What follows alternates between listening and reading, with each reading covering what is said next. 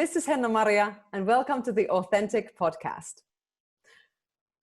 These days, we live in a culture where it's deemed normal that the minds and hearts of our children get shaped by strangers. We've given our children over to an external authority, a system, which literally molds their consciousness to reflect the worldview, thought patterns, values, responses, and behaviors that they program into them. The result of this systemic conditioning is now visible for all to see. We have a generation of obedient laborers and consumers, prime citizens, so to say, who are willing to even give up their fundamental human rights overnight without question in order to serve the norms of the society, to obey the rules of the authorities. However, as far as I see it, humanity cannot ever come to reach its full potential if our society is built on the oppression of individual rights. For society is only as healthy, whole, and happy as its citizens. And one may add that our global family is only as healthy, happy, and whole as our individual families and children. So how do we create a generation of children that bring forth the true human essence? The beautiful union of freedom and community. This is what we will dive into today with my guest, Dr. Edith Ubuntu Chan. Edith is a celebrated holistic Chinese medicine doctor, author, speaker, visionary, and pioneering Luminous Kids and Families coach. Welcome to my show, Edith. Wow, what an introduction. Thank you so much. It just, I think I speak for all your listeners. Just listening to that intro gave us hope and inspiration and a deep kind of resonance in our hearts and souls that, yeah, you're right.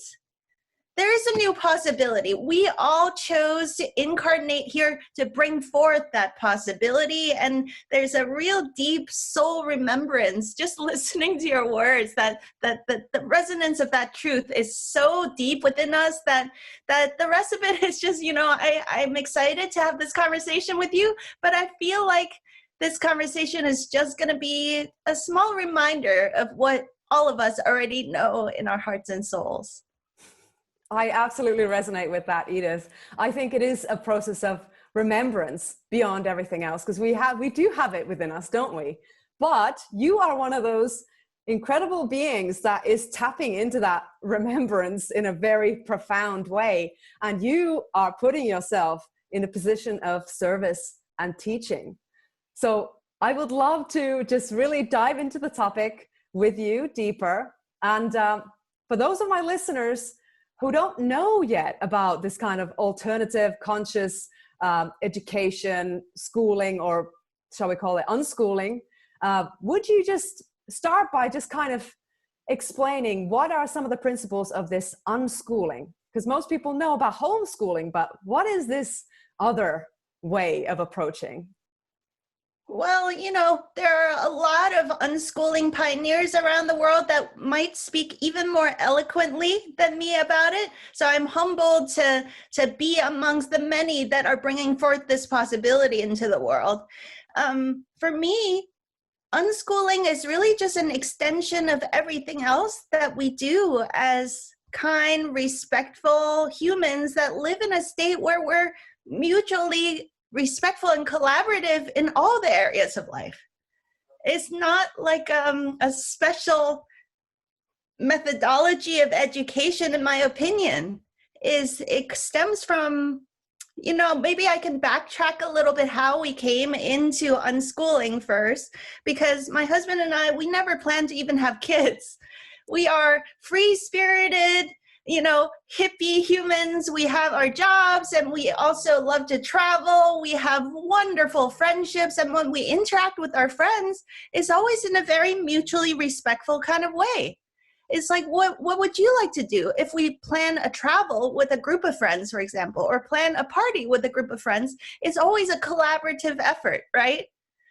So when it comes to parenting, we thought, you know, on this planet, first of all, we haven't quite figured out how to tread lightly on this planet. Maybe we shouldn't have children until humanity figures out how to have families without, or have humans on this planet without ruining the place. Yeah. So there's that. And then when we look around at other parenting paradigms, there's so much authoritarian control.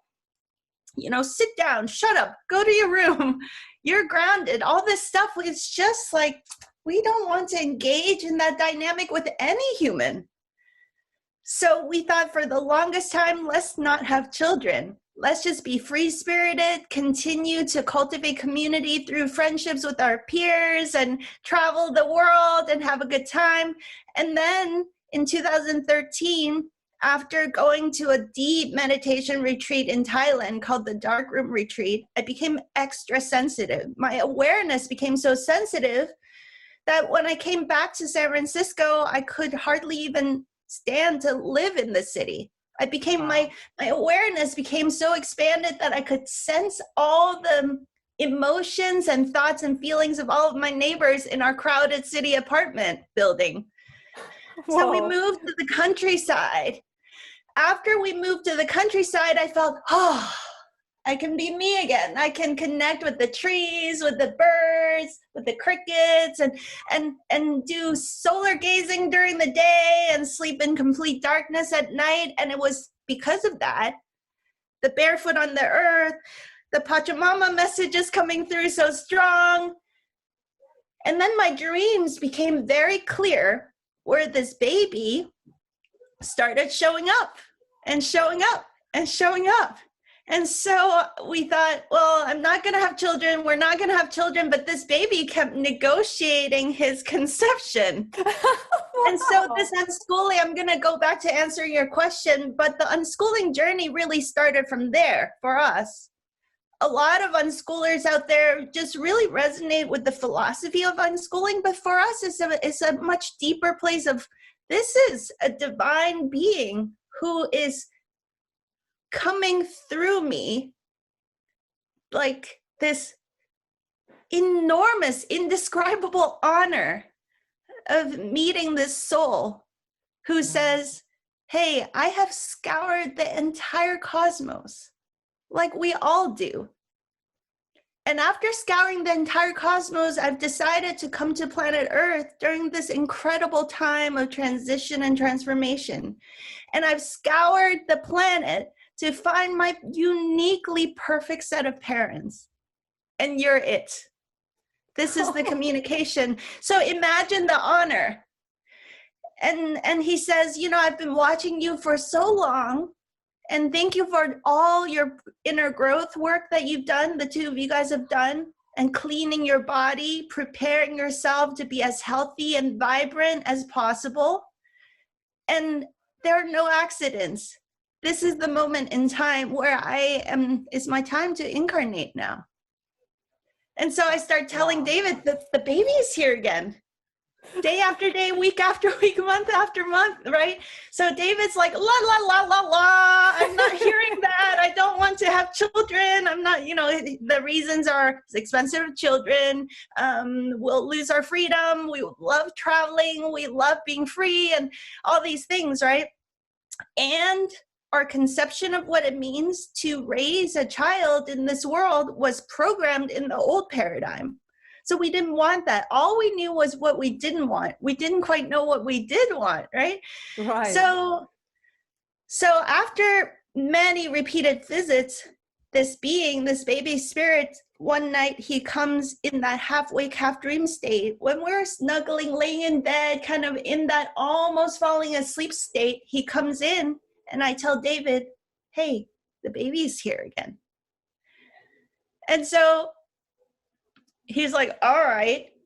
But the baby starts showing me this immense field of light, this really powerful vision that I felt all throughout my entire being of a wave of children coming to the earth to blanket the planet with their light. He shows me this vision of all these orbs of light. Each of them is a baby spirit. They're all connected with strands of light, this infinite webwork of beautiful, glorious light coming to the planet to blanket it and to shift the paradigm. And he says, each of these babies have scoured the cosmos to find their perfect set of parents. And we've all come together in precisely, meticulously coordinated ways so that the timing of our incarnations and births and the relationship amongst all of our families is so brilliantly orchestrated that in your limited 3D current state, there's no way I can transmit to you the depth and profundity of how all of this is coordinated. So just know that it's not really about you at all. And he said, now in this universe, in this universe, there is such a thing as free will. And he says, you have the free will to choose not to conceive me, of course. Everybody has free will. But please know that the reasons that you two think you don't want to have children is because you're very certain about an idea of parenthood that has nothing to do with this new generation. You have clear conceptions about what you don't like about parenthood that is true about the old paradigm, but the new paradigm is so radically different. I cannot express it to you properly in this vision or in this communication. You just have to take my word for it. We will have to show it to you when we come to the planet. We're here to show you the way. Oh my God. So he says the intricacies of all the permutations of relationships between everything that's happening is so multidimensional, so multifaceted, so vast, so infinite, that ripples into the cosmos so huge. There's no way I can explain it to you properly. But I just want you to know that you do have the free will to choose, but you're not just choosing for you, for me, for our little family unit. You're choosing for all of this. And then he says, if you choose not to incarnate me, no problem, but just so you know, and then he goes, whoosh, he disappeared the entire scene. All of us will have to re-architect the whole thing because you're choosing this entire permutation of possibilities. Yeah. And we'll all have to scour the cosmos and re-architect the whole thing. So no pressure or anything. And so it was from that I felt, wow, holy, oh my goodness. You know, it's like blew my mind, blew my heart, blew my womb, like everything was blown open. And David said, well, in that case, maybe I'll consider it. Wow. So very shortly after that, David is not into all this meditative stuff, visionary journeying, all this stuff. He's an athlete and he's very practical, 3D grounded human. He likes gardening, he likes traveling, he likes doing sports. So he only does yoga to stretch his body, right, for sports performance. So he was in a yoga class, and in Shavasana, then our boy appeared to him in a dreamscape. And that's when he said, this boy's pretty cute. And so we decided, okay, well, maybe we can open our hearts to this possibility of parenthood. And it so happens that I'm a Scorpio and David is a Cancer, and he's kind of, introverted. He doesn't let a lot of people into his sphere. And Scorpios like me, we have a strong personality. It takes a lot to handle a Scorpio, right? So not everybody can handle our strong energies. And if we had conceived that month, it was very probable that this child would also be a Scorpio. And he said, no, I cannot live with two Scorpios in the home. So that month, it was so funny now in hindsight, because the baby energy was so strong. In the house, people would come to our home and be like, is there a baby here? Everybody could feel it. And so he was almost worried about immaculate conception. So he hardly even looked at me that month, just in case like something magically happened where the baby would be conceived. And then a couple months later, at a certain moment, we felt the energies was very strong and clear. We felt the moment. Wow. And we just looked at each other and said, yeah, this is the time. And so he was conceived in a very precise, conscious way. And the moment he was conceived, my womb, it was like, I could feel like a new breathing cycle happening in my womb. And it was very clear I didn't have to take a pregnancy test. And the entire journey of pregnancy was a collaborative effort because it was collaborative from before. It was so deeply on a soul level, mutually understanding and mutually respectful, and understanding that this is teamwork, that we all came here with free will to choose, and we chose we were conscious of what we were choosing, right? To co-create a new possibility. So of course, the pregnancy isn't just a chemical biochemistry kind of decision. It's like, oh, what nutrition? And I'm just going to read a book and listen to the so-called experts out there about exactly how many grams of protein I need and all this stuff, right? Yeah. Of course, I read those books too, but all of it is checked with my body and with baby. And together as a team, we come up with the best choices all throughout pregnancy. And those choices led to working with a midwife instead of a conventional OB-GYN in a hospital type setting. And it led to home birth in the water.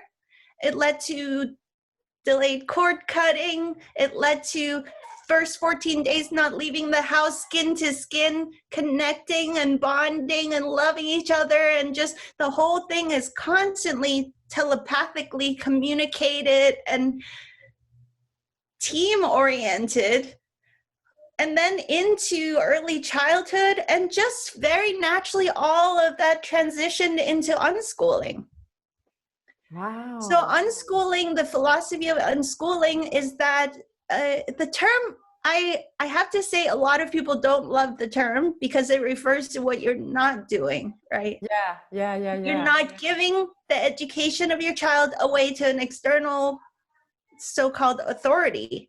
Instead, it's about listening to the child. What is the child interested in? Learning in a natural way. Whatever you're interested in, I'm here to be your supporter and facilitator and teammate in that. What kind of projects would you like? You know, what are you passionate about?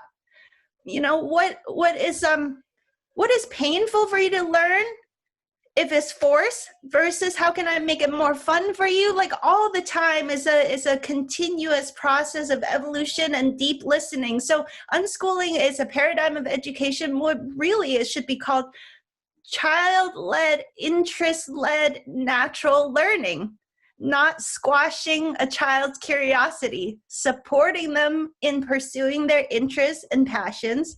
And as a side effect of that, math, science, reading and writing, all of those traditional subjects are not segregated.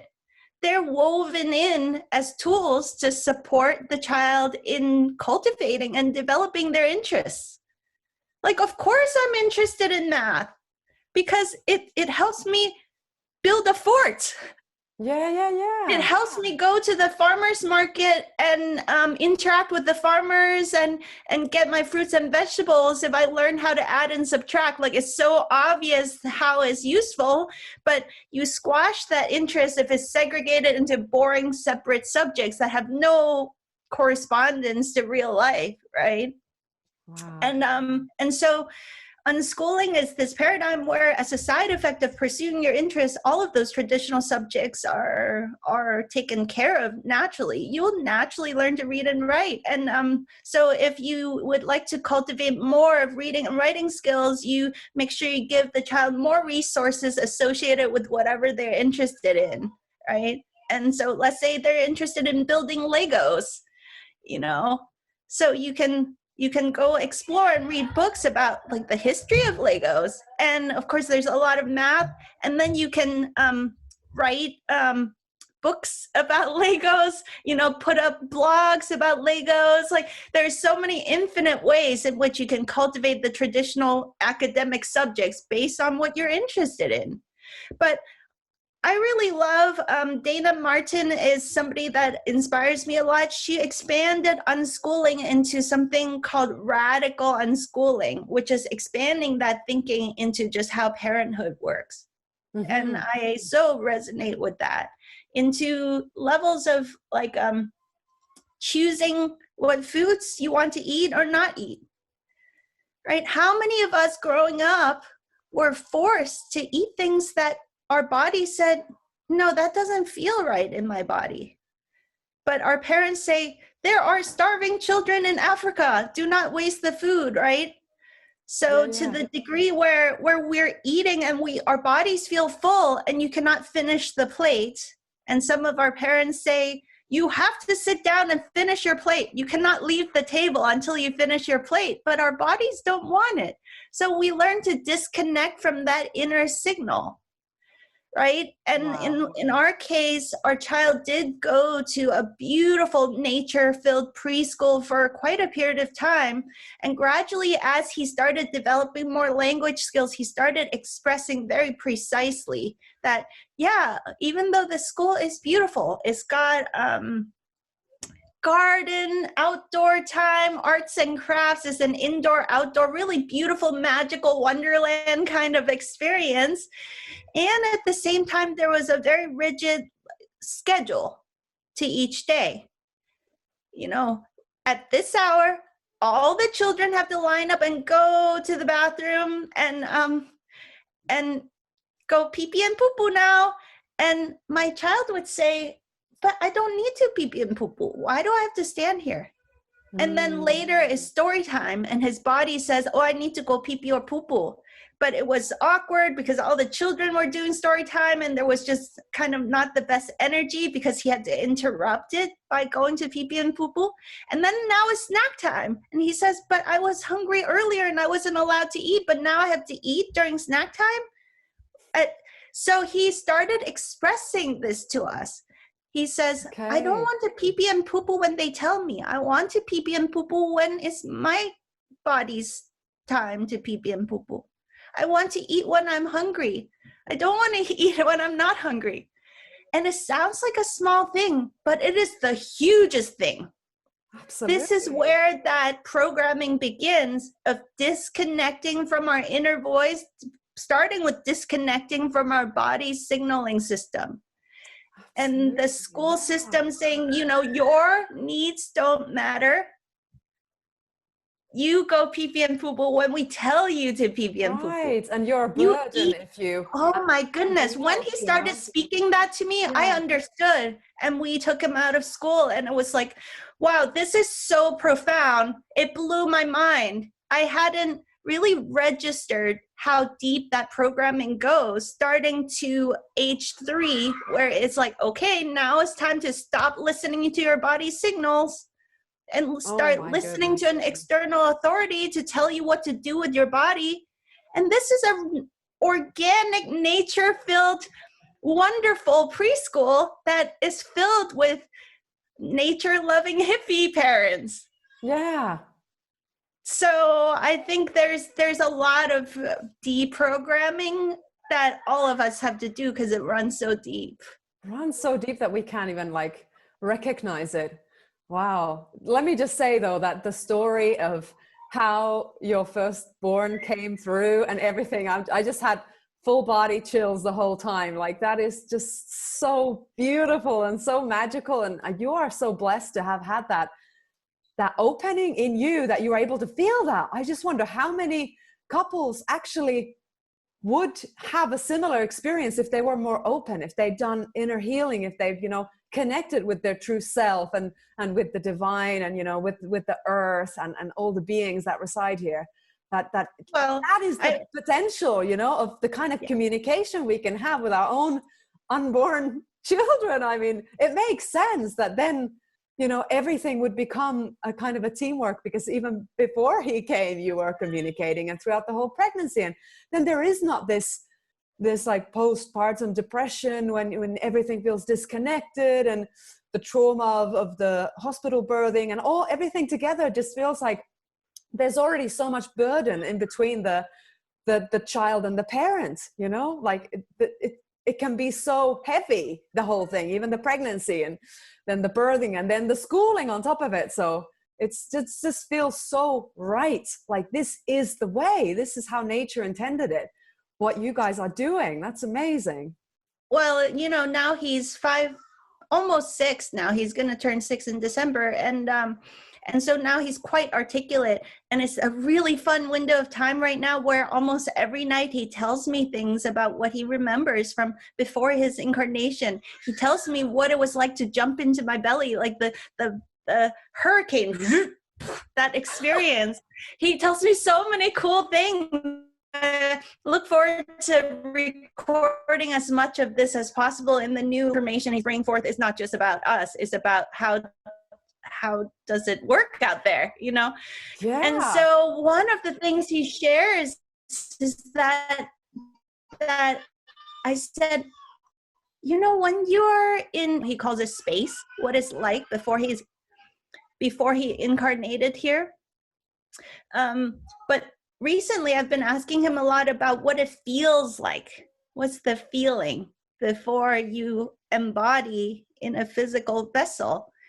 And he says, yeah, you know, when you're a space baby, you just feel happy all the time, peaceful all the time. And I said, do you ever feel a little bit cranky, a little bit angry, sad, anything? Yeah. He says, no, the only time we feel sad is if we try to talk to our future mamas and babas and they can't hear us. That's when we feel sad. And I said, well, but you talked to me and I could hear you. And he said, yeah, that's why when I was in space, I taught classes. I taught the other space babies how to talk to their mamas and babas. Oh. Because otherwise we feel so sad if we try and they cannot hear us. Yeah. Oh my goodness. And he shares that why we want to come to planet Earth. He shares many layers of it. He says, when we're in space, we don't have families. So we want to know what it's like to have families, to have mamas and papas and brothers and sisters. And we want to know what it's like to have a body, to play tennis, to ride bikes, and also to feel all the feelings, because we didn't know what it's like to be cranky or angry or really, you know, all the sensations and feelings here. It looked really interesting. It looked like it could be fun to learn and come here and feel all those sensations. So that's why we come. Wow. How amazing that he is so open, and he has such a supportive environment where he's allowed and able to share all this. I've heard many stories of children talking about past lives, you know, or moments between their lives here incarnated, and they so easily get shut down, you know, and called crazy and stop, you know, talking nonsense and it's not true, or people who sense other beings or see energies or see colors, auras. No, you're making it up. It's like, wow, what the damage that can be done. So if it's just few little things like that, not listening, not taking it seriously. Yeah, I agree. Probably your listeners, the type of people that tune into your work and this show, we were all like that. Yeah. We were all very open. We were what they call these are just terms, you know, indigos, crystals, rainbows. These are just terms about the evolution of the human consciousness and possibilities that we're all going through. I don't think we should put each other in separate buckets like that. But we were all sensitive souls. We came through as a child, we saw multidimensional realities, and very quickly we learned not to talk about it, because we would talk with the adults and the adults make it very clear, hey, oh, what an imagination, or even stop talking about it, that is not true, right? And Yeah. so we learn to suppress that. And then as an adults, we realize, wow, what a gift. Imagine that gift was cultivated and honed and refined throughout these last decades. What a different possibility we could be living in. And so I think these new children are coming in to give us that opportunity also to heal those layers and to open to the possibility. Who are we if we're fully anchored and grounded in the physical while also being tapped into the multidimensional realities? What would that be like? What is family like, first of all? And then what will society look like if we are all tuned into all those levels of possibilities? Oh my goodness, that it's coming, isn't it? It is coming. I feel like more and more people are somehow just being attracted to that, you know, like it just comes. Oh, have you heard about unschooling? Have you heard of this? And now it's almost like the society is serving us in that by making schooling so unattractive and so, quite frankly, scary, that more and more people are saying, you know what, I don't want to have my child wearing masks every single day of their school. I don't want my kid who's medically exempt from wearing a mask not being allowed to speak in between lessons, or I don't want to have my kid there, you know, forcefully vaccinated as a, you know, requirement for attending class. So this kind of monster, which has born from that disconnection, this mechanical mind, machine heart, this kind of entity, what's ruling the school system, it's actually serving us in a sense that it's showing us what not to do, where not to go. It's like the Black Mirror, you know, it's saying, this is how bad it can get if you become completely disconnected from your true self. Yeah, I couldn't agree more. It's actually such a gift if we will choose to see it that way. This is reflecting to us. Take that paradigm to the nth degree, and this is what you get. Yeah. It couldn't be more clear at this point. It's That's like, it. Yeah. How kind is life? How kind is the universe that is reflecting with such crystal clear, strong clarity right now what that paradigm can look like? Thank you. Yeah. You know, with gratitude, I break up with this old paradigm, right? Thank you for all the lessons learned. And I learned so much from you, and I'm deeply grateful to move on now. Absolutely. You know? Wow. And so many parents who were who were really into school, they're shocking themselves. The pleasant surprise of, wow, when my children are at home with me, they learn so much faster. Their growth and evolution. And wow, I didn't realize how rich of an experience that is when I get to learn together with my child. What a rich experience that, you know, when you have a baby, if you've been around baby, they take that first step. They first stand up, and then they sit back down, and then you go, wow, baby stood up, yay! And the first time they step, it's like, oh, baby is walking, oh my goodness, baby is walking, you're so excited. Well, there's all of that keeps happening over and over and over and over again. Wow, this thing my child created. Wow, the idea that they generated. Wow, this other creative project. All of that we have cast it away to some external stranger who doesn't treasure those milestones the way we do. And then what does that do to the child's creative spirit? Yeah. You know, us being there, accompanying them, cheering them on, even though they're taking the lead in their personal learning journey, we are witnessing that. We are cheering it. And there's something really profound that happens when we just transmit that love, right?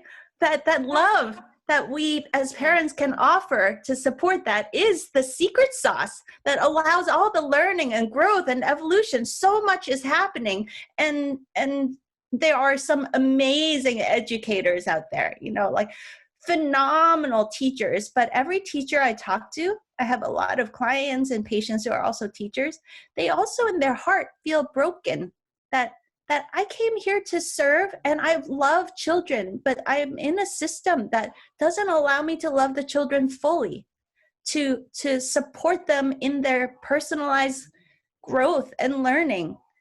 So actually a lot of what's happening now also is not just homeschooling, unschooling, but a lot of like-minded groups of families are saying, hey, let's all come together, and together we find a like-minded, like-spirited teacher, and let's create a little co-op where we all share and learn and support each other. And we have a professional educator that is, say, trained in a Waldorf style education or nature, forest school paradigm or whatever that is. And together we customize a learning journey that is right for our little group of children. So there's a lot of that kind of good stuff happening too. So it's all very flexible. The paradigm of unschooling, really, you could be an unschooling family and be engaged in different programs, right? Right. The point is not forced learning. The point is listening and honoring your child's needs and interests, and making very clear to the child that you are the boss of your life. We're here to support and facilitate. And if you're excited about this nature school, let's keep doing it. If there's something about nature school that's not working, let's come together and figure out if it can be adjusted, or if we should take you out of that program and try a different program. That's all it is, so it's not like we're anti any structured curriculum, right? We're pro-child. We're pro-listening deeply to the child and supporting them on their journey, recognizing that they're a sovereign being. They're a divine being that came to the planet with a very specific mission. And we're here to serve that and support that. When you're talking about that, children not being recognized for those milestones that are so very important to them and would be important for the families, but they kind of get ignored, or there's no space for that to be recognized in this kind of, competitive and very rushed school curriculum and environment. It just made me connect with a lot of the people that come to our retreats for healing, deep soul healing. Because sometimes you have people that cannot pinpoint any kind of trauma or event, but they just have a deep underlying sense of a void, emotional void, of not feeling not good enough, not feeling enough, not feeling loved. But they say, but my parents were good. I lived in a loving family, but I don't understand how I feel this. And now that you're talking about that, I'm like, goodness me, it's like this void is generated through the school system, isn't it? It's like something gets stolen from your natural development of your blossoming into an adult. As soon as you get put into this strange place with people that are not from your own family, and you don't get to share anymore, that connection is lost. The intimate, very loving connection that you would have at home with your parents, when you're discovering all these new things and gifts and making these milestones. And now it's happening in this kind of a sterile environment that's put away. So just clicked to me that can be a big, big reason why so many suffer and can't really pinpoint where it comes from. And at the same time, then the school has a certain value system that is a huge piece. We value certain kinds of intelligence, and we devalue or even make fun of other kinds of intelligences. Yeah. Right? Absolutely. And it goes back to, for example, as children, we all saw multidimensional realities. We're so open. We had spirit guides come through, talk to us, and they called them imaginary friends. And that gradually we're told that that's not valuable, when maybe that is the most valuable. That's spiritual guidance that you can be tapped into, right? Yeah. So we're told that's not valuable, but getting 100 on your marks in school, getting straight A's, all of that is somehow valued in terms of intellectual intelligence, of analytical skills. So gradually over time, our value system gets skewed. And then I wrote this book called Super Wellness about how in health, our value system got skewed through marketing towards all of those very fancy, expensive, complicated medical treatments like drugs and surgeries are, we're indoctrinated to put so much value into that. Yeah. And we're indoctrinated to devalue things like natural sunlight, time in nature, breathing, the right kind of water, like hydration, like those, even most people listening, you've exited the matrix to know drugs and surgeries aren't everything, but many of us are focused on, say, all the fancy supplements and all the fancy complicated diet protocols. And it's not that those don't work, but then we need to start opening more and more and more to realize, wow, maybe the most valuable things are our connections in our hearts, friendship and community, and sunlight and fresh air and trees and nature and the ability to stand barefoot on bare earth in a beautiful nature-filled environment, breathing fresh air.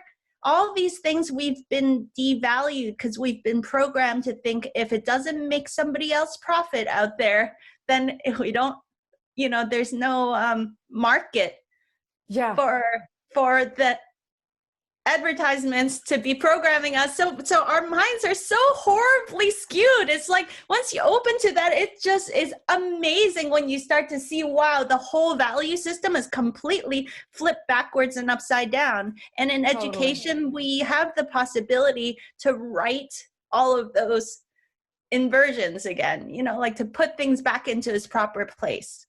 So how that looks for us is that if I were to look at what we value in our education and learning as a family, I would say what the old world used to say, okay, maths and science and reading and writing, all these old subjects, it's not that they're not valuable, but they're one little piece.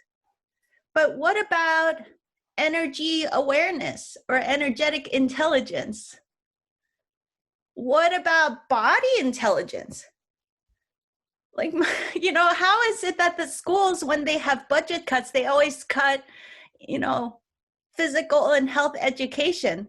Yeah. So we don't know anything about how our bodies work with this miraculous, incredible vehicle with magical possibilities and so much for us to be grateful for. We've been indoctrinated to not even pay any attention to our bodies until it breaks down one day.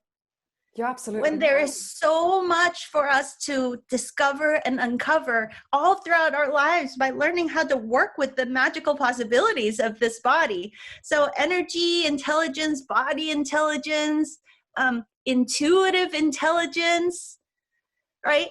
Anything that's intuitive information that comes to you is like, oh, well, that hasn't been evidence-based, proven scientifically in a double-blind placebo-controlled study. It's not that that's not valuable, but then I'm just suggesting balance, that's all.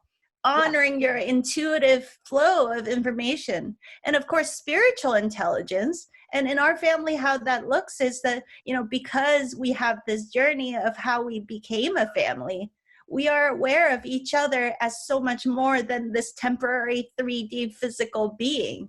We relate to one another on that level, recognizing that we are so much more vast and infinite than this one lifetime, than what this one body represents in this moment in time, and that we are infinite beings having a temporary human experience in the physical, and that informs how we interact.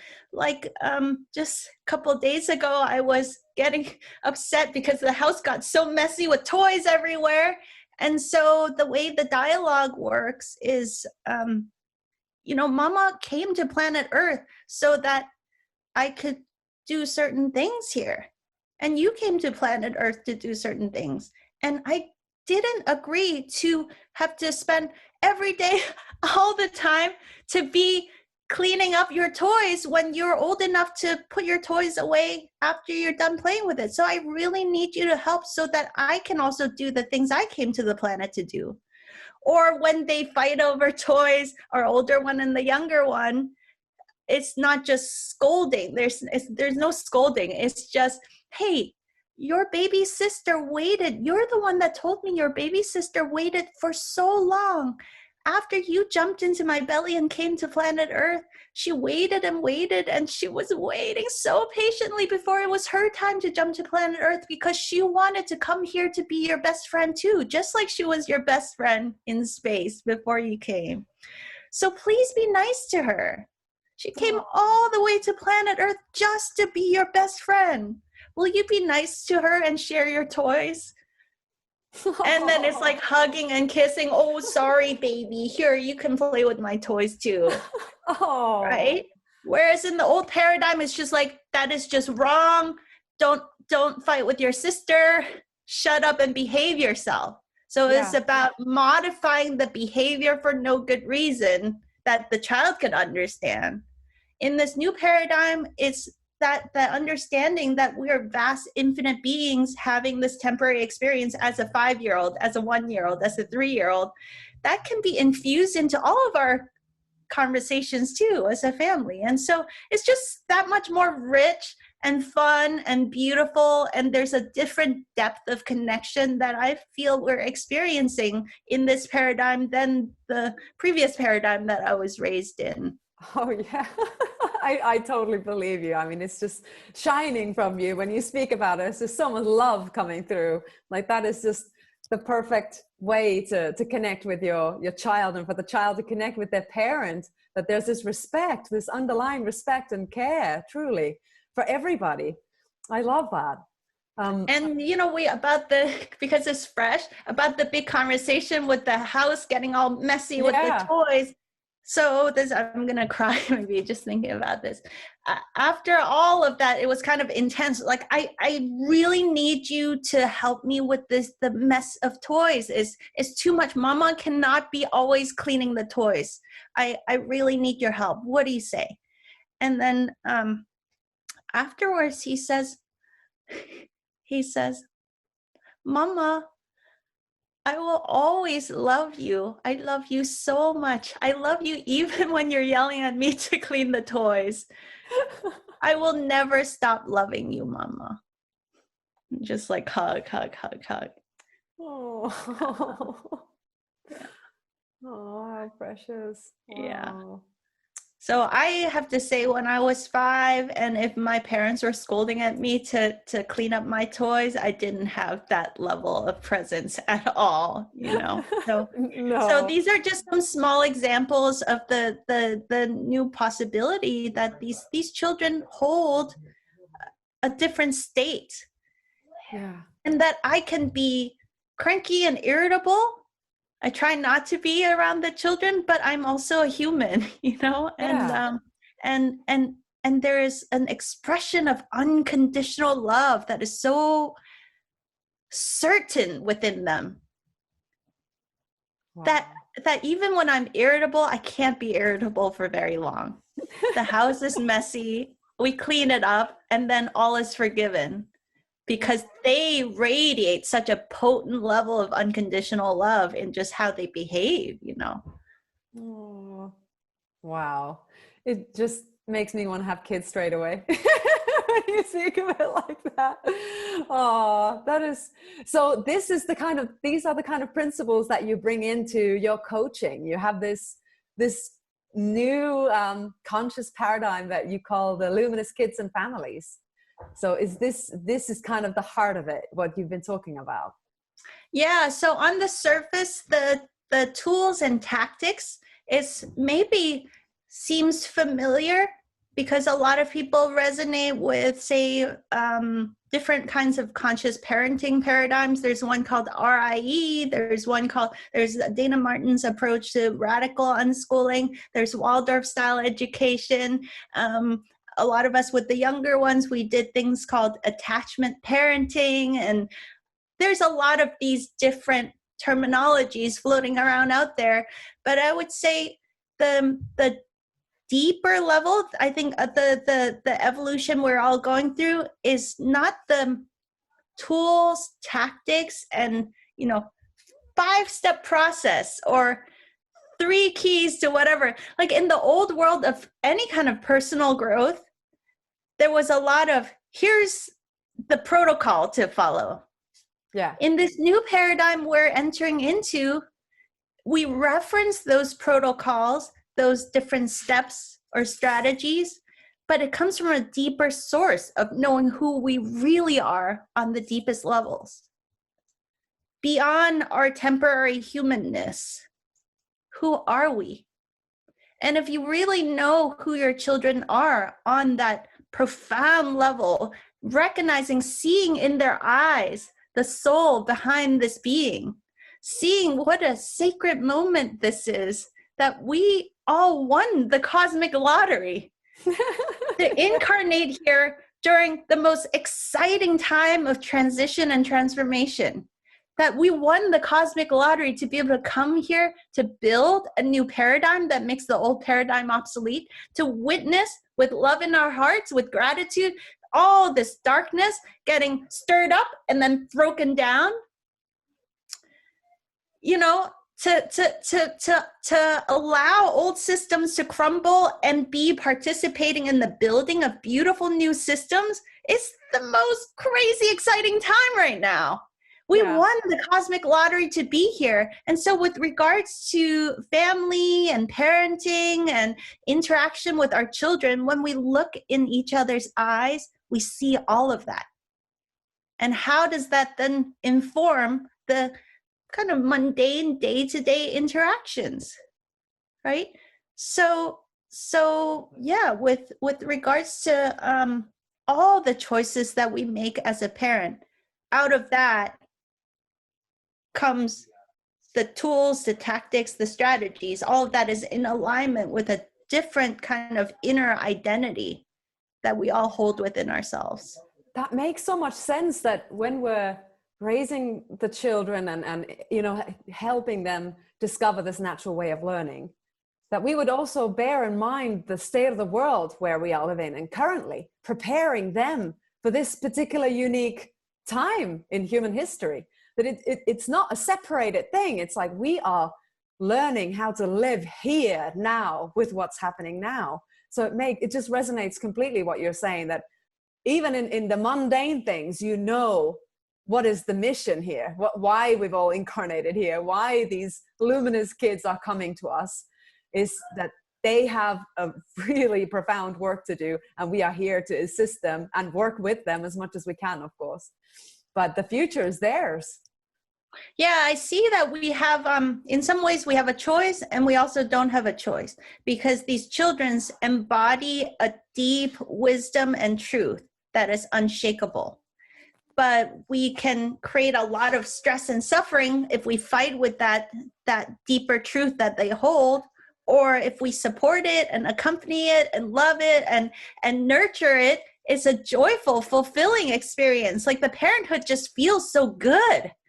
If we fight against it and we try to fit these children that don't fit the old paradigm at all, we really force them into the old paradigm, you just create a lot of, in my opinion, unnecessary suffering for everybody. Yeah.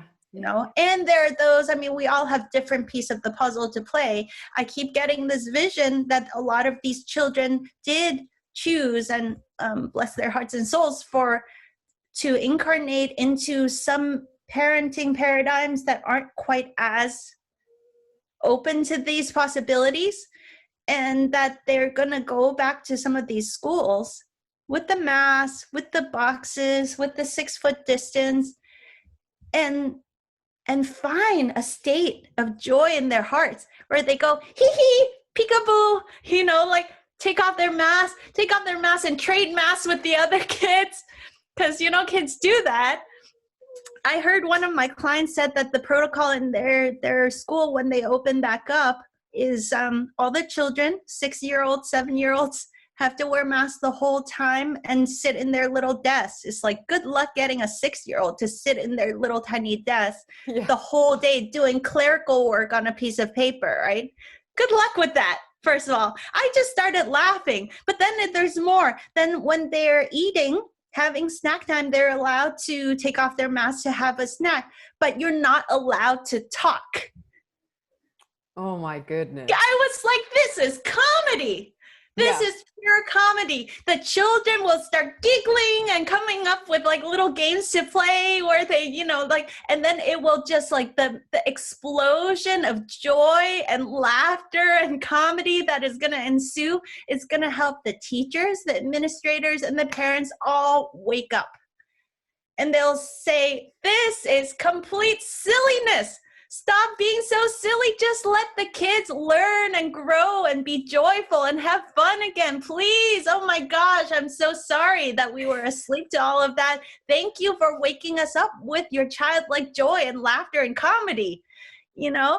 So I think that there's no accidents. Some of the children will break the paradigm from that state. And our family, of course, we feel much more called to just full on going into the unschooling paradigm and building this new reality that, you know, as Buckminster Fuller always likes, everybody quotes his quote, making the old paradigm completely obsolete. Like we're really drawn to building the new paradigm right now. Yeah, you are doing it on so many levels. Oh my goodness. Well, Edith, what would you say also as a doctor? You know, now we're living in this time where, you know, there is a narrative of a very severe crisis happening. Now, we're not going to get into that, whether that's valid or not, whether it has any veracity or not. But what is your advice for parents how to talk to children about health and illness? What kind of languaging do you use? You know, how do you explain to, for example, your children why some people are wearing masks? How is this conversation being had in your family? Okay, we do it through a bedtime story that I co-created together with my boy.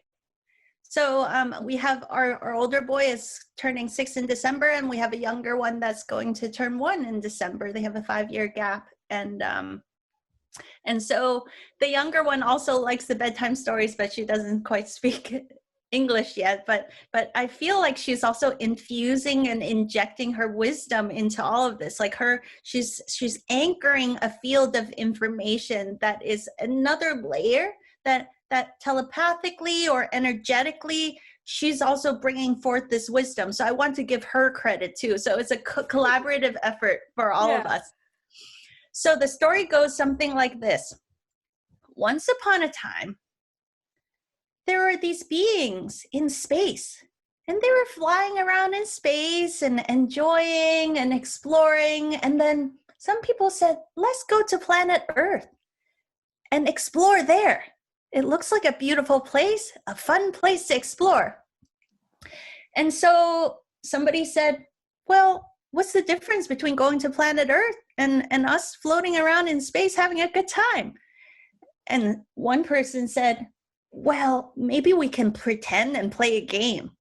We'll pretend that some of us are bad guys and some of us are good guys.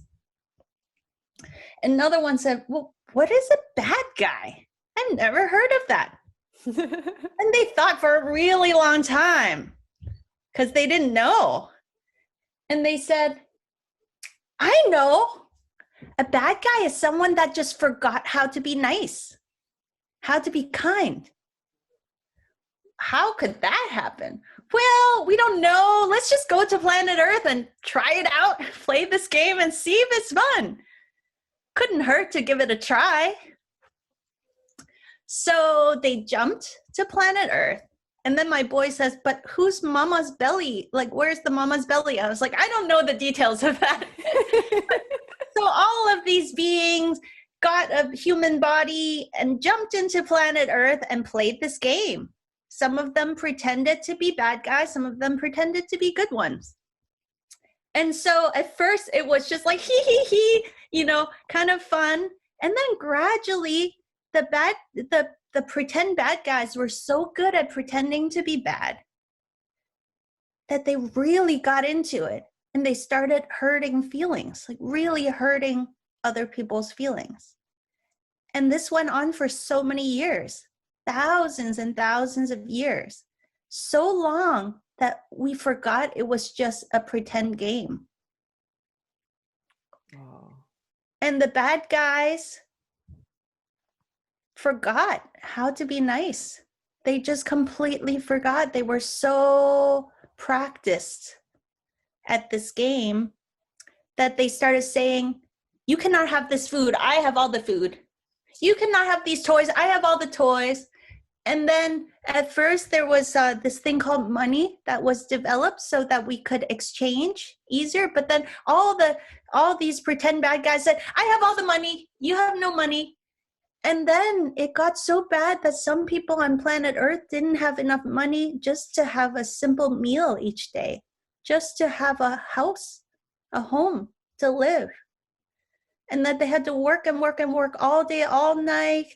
And some of their children couldn't even have time to learn anything. They had to help work and work and work just to have enough little bit of money for some simple food, maybe a home.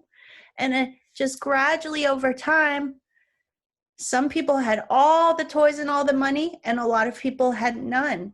And it got worse and worse. And of course, every time the feelings were hurt, it became harder to be nice. And more people that had hurt feelings, they started being cranky, and maybe sometimes they did things that weren't nice also. And then it just evolved like that. And then it became where many people were so busy making money that they didn't have time to take good care of their bodies and their health. And it became where the parents didn't have time to teach their own children. And so the children went to school to learn, and they learned many good things, but they didn't learn how to be healthy. And so many people got more sick over time because a lot of people didn't have enough money to buy organic food. And these pretend bad guys that forgot it was just pretend started spraying chemicals everywhere, in the air, in the soil, in the food, in the water. So a lot of people didn't realize that there was chemicals that were making their bodies sicky. And they just kept eating this food and breathing this air and drinking the water. A lot of people could not afford the kind of water filters that we have at home. And so their bodies got weaker and weaker. And when they got sick, they didn't know how to take good care of their health because they didn't learn how to do that when they were in school. So they had to pay more money to go see a doctor. And the doctor had to pay many years of money to learn how to do help well is what we call it. And so it got more complicated to stay healthy. So finally, this thing called the germ became a big thing that happened on this planet, where everybody said, oh, I'm so scared, I'm so scared, I'm so scared. Because they forgot how to take care of their health. They forgot how health works. And they didn't realize all the things that had happened, the poison in the air, the poison in the water, the poison in the food. And so a lot of people became very, very scared. And they were told what to do. And they didn't realize that there might be better ways to take care of your health. But the good news is that because, and this is where my boy really interjects, he says, because everything slowed down, a lot of people stopped and started looking around and asking questions. And they said, well, maybe I can start now and learn how to take good care of my health. So a lot of people slowed down their lives, and all these big guys that were work, make money, they slowed down and they slept. And during the day, they went out and saw sunshine, and they took a deep breath, and they stopped chasing around, making money, and they realized, wow, I can be healthy with more sleep and more sunshine. I feel better. And they spend time with their children, and they love their children even more because they had time with their children again. And a lot of things started happening that were surprising. People's hearts filled back up with love. This is the part that my boy starts really feeding into the storyline. He has a lot to do with this. And then we started saying, wait a minute, what are these bad guys doing? And so it took not just days, weeks, or months, it took some years we rounded up all these bad guys that had been keeping all of the money, keeping all of the toys, not letting other people be healthy and happy and have home and food and all the nice things too, not sharing. So we rounded up all the bad guys and we thought, oh no, look at their hearts. It is completely empty of love. So let's help them feel love again. So all the people that remember how to love encircled the bad, so-called bad guys, recognizing that it was just a game. And each bad guy would sit in the middle of a circle, and all the rest of us would surround them and send love and love and love and healing and love and healing until very gradually their hearts went and filled back up with love. And then when that happened, these guys went, oh my goodness, I'm so sorry. I forgot it was just a game that we were going to play for a little bit. I forgot. I forgot it was a game. I'm so sorry. I'm so sorry I hurt everybody's feelings so badly. I'm so sorry. And so everybody came together when all the bad guys woke up and their hearts were filled back up. All the so-called good guys, bad guys, everybody came together and say, whew, that was quite a game. Let's not play that game anymore. Let's just be normal and natural and be good guys, all of us. Let's just be our way that we were when we were in space, but express that like how we naturally want to be while on this earth. Let's play a new game. What do you say? And so everybody agreed that no more bad guys, that we will just be kind and loving to one another from here on out. And then we created a new earth and lived happily ever after. The end.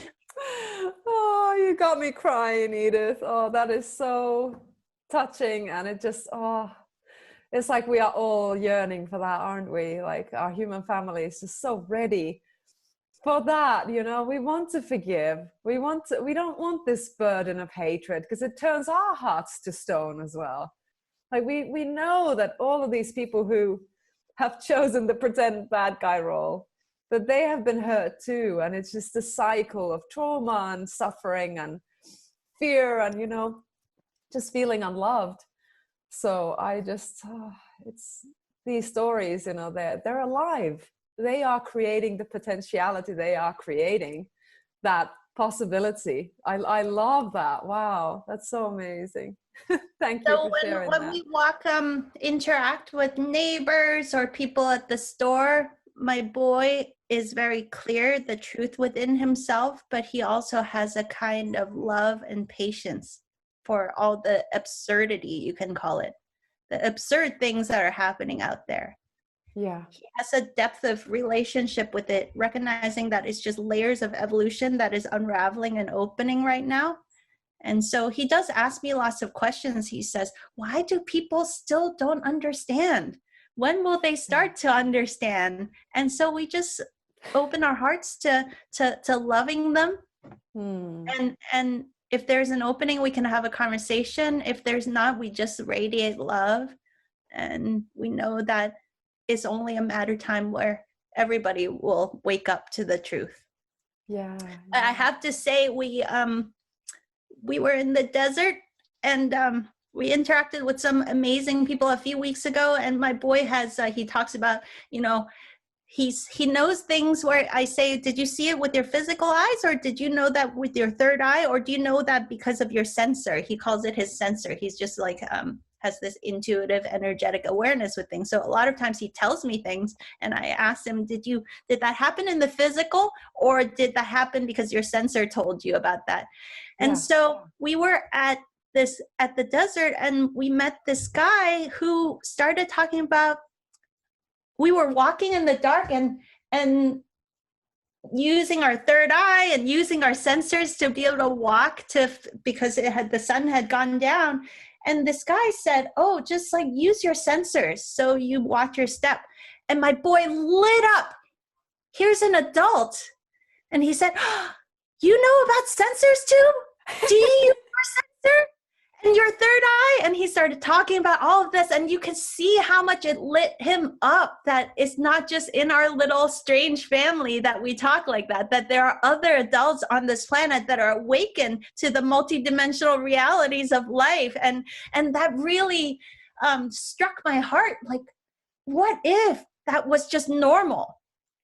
I realized that he has to kind of tiptoe. He realizes that we love him and support him in his multidimensional explorations. But when we're out and about, he does have to be careful with how he interacts with other people. And so there was just this bursting open that happened when he realized that he doesn't have to kind of like squash his light just a little bit to fit into society. So that really inspired me to start just speaking more openly about this and not let it be our little family secret that we interact like this. That imagine a society where more of us permit one another to be open to exploring all the multidimensional realities. I just love to create a world like that. Oh yeah, I'm in. Absolutely. I remember just some random poll that was done in the States, where it was like over half of the population in the States have had a mystical experience. And I was like, whoa, you know, how many people actually have had these things, but are holding them in because they're worried of being called crazy, you know, a lunatic, you've lost touch with reality, when actually they are in touch with a multidimensional reality. Like, it's so much more. And then when we gently kind of, you know, put it out there, you'd be like, it's surprising how many people are actually, they take it and they're like, yeah, I've had that. Yeah, I had this strange feeling, and then this happened. And, you know, discovering their intuition and celebrating their intuition, because that's really, you know, what this time I feel is also asking of us, is to really just trust our intuition a lot more, because that is the compass that is really showing us what's actually going on right now. Because we all know it, you know, deep down, we know what's really happening and where we want to take our human family. You know, it's to that place of love, like what your beautiful story was radiating. That's it. It's just exactly what you were talking earlier, how much resistance there needs to be. You know, how much are we willing to resist that? How much are we willing to just stay in that old paradigm and just stay blinded and stay disconnected? Or do we surrender to what's clearly being asked of us? Reclaim our sovereignty, reclaim our true self, our divine origin, and just give birth to a whole new world. Yeah, the thing about recognizing truth is that it's also like a bodily experience. So my background for the last almost 2 decades is in holistic medicine, and time again, both the bad news and the good news is that when we don't align with that inner truth, it creates a bodily set of tension, and the chi, the prana, doesn't flow, and gradually over time it becomes a, you know, biochemical, and growths can happen out of that stagnation, that tension, that constriction, right? But the good news is that's when at different points on that journey, we start paying attention. And some of us, for good or for bad, have to wait until it gets really bad. Yeah. Where the suffering is so strong that you are profoundly motivated to seek truth at that point. And then the most beautiful, unimaginable gifts open up. And profound healings on all levels, body, mind, emotions, soul, all of it opens up in that moment. And so there are no accidents. We all choose to listen to that intuitive signaling, which is really a bodily signal. We all choose to open at different levels of the journey. And I'd like to think that with the right support and guidance, we don't have to wait until it's life-threatening situation before we start to choose to listen to that. And I think that's what's happening on a humanity-wide level. We are literally facing possible extinction. Yeah. if we don't turn this thing around and listen to the truth that is within all of us. And so, yeah, it's that's why we came here. We came here to witness this most exciting time of just nail-biting danger. You know, in the Chinese term, the word danger, wei ji means the word crisis literally means dangerous opportunity. Wow. So this is the moment where we have a dangerous opportunity, and it's why we came here, to step into that possibility. Oh, hello. Somebody wanted to say hello. Hi. Hey. Yay. Hey. Aww. Oh, it's been an absolute gift and a blessing to speak with you, Edith. Wow, you are a groundbreaking, pioneering, transformational teacher, healer, mother, friend. It is just absolute joy. Would you share with our viewership what are your projects right now and how they can find your work? Baby is hungry, so I'm feeding her right now. The projects that I'm working on, so I wrote a book called Super Wellness, which is all about exploring, really realigning our relationship with our health and well-being. And as a side effect of that, a lot of interesting things happen. People who read my book and take the Super Wellness classes come to it for physical healing, but as the end result, complete realignment of our life, deeper listening to truth, awakening our intuition, understanding how to listen to our hearts and allow that to be the inner compass that guides our decisions in life. And so the next level beyond that is, recently there's been demand for teaching other more consciousness training. And so I've released a course called 2020 and 21 Consciousness Training Class, where we explore this multidimensional experience of how to communicate as humans.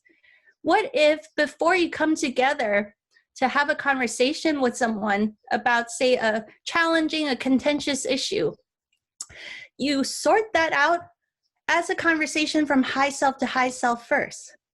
You clear the energy field in a deeply loving and honoring way first. So on the energetic level, it is done.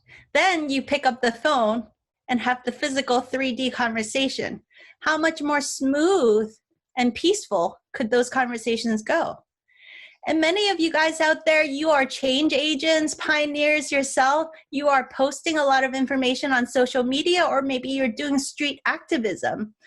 Who would you be if you chose to cultivate your consciousness such that you have those kind of energetic levels conversation? You know, you call to the universe for those people who are ready to receive your information to find you. And those who are not ready to hear it, instead of them trolling on your social media, what if you could actually program all the content that you share out there with a bubble of light, so that basically, like, these are not the droids you're looking for in Star Wars, so that those people just won't be in your sphere of reality, right? So spoon bending and a lot of remote sensing, there's a lot of really interesting things, and even things like breatharianism. We explore all of these things in my consciousness training class, and so this is for adults. Exciting. Yeah, and so I also launched a program called Luminous Kids and Families that is a program to support parents that are wishing to raise their children in this new paradigm, and what are all the things that are fun to explore with our kids. So with the kids is a very customized kind of education journey that we support them with, but there's some common themes, like how can we cultivate not just the maths, the science, the language, but also their energy awareness, their body awareness, their intuitive awareness, their spiritual awareness. For example, my boy has been trained to see completely completely blindfolded. And there are a lot of different groups out there around the world that are training children to be able to see completely blindfolded. My boy can read a book and read little barcodes and the alphanumeric codes underneath the barcodes, completely blindfolded. Wow. He can, kick a football around and do sports outside blindfolded and all kinds of things like that, that this is just representing the new possibilities of where we're all going as a human family. So the Luminous Kids and Family program is my effort to support all of us in that transition that we're going through. And of course, I'm writing the new book, Luminous Kids, which will share a lot more clearly, this journey that our family's been through, that I think that many families out there are going through too, so that it's not about us, but about all of us transitioning into a new paradigm of family life, into a new paradigm of honestly what it means to be a human on this earth. Yes. Oh, how exciting. I can't wait for that book to come out as well. Oh my goodness. Wow, the work you're doing is such a blessing. Thank you on behalf of everyone, the whole humanity. You are a very strong shining beacon that we are so blessed to have here. Thank you so much, Edith. Thank you so much, Henna Maria, for just the light that you shine and the truth that you bring. And, this intense time of change, there's been so many difficult and challenging things. And I think most listeners have probably experienced the loss of some friendships, the loss of some relationships, but the gaining of some new ones that are so much more congruent and in alignment and magical and beautiful. Yes. And you are one of those friendships that I treasure so much. If it weren't for all of these intense things happening in the world right now, I would have never met you. So I'm so grateful that likewise, Edith. You're in my life now. I feel like a time code got unlocked, that before we incarnated, we all knew each other. Yes. And then we had to quietly do our work separate in different parts of the world. And then boom, this happened. And we all get to reunite, and there's just instant resonance, instant soul recognition. Like we knew each other before. Oh yeah.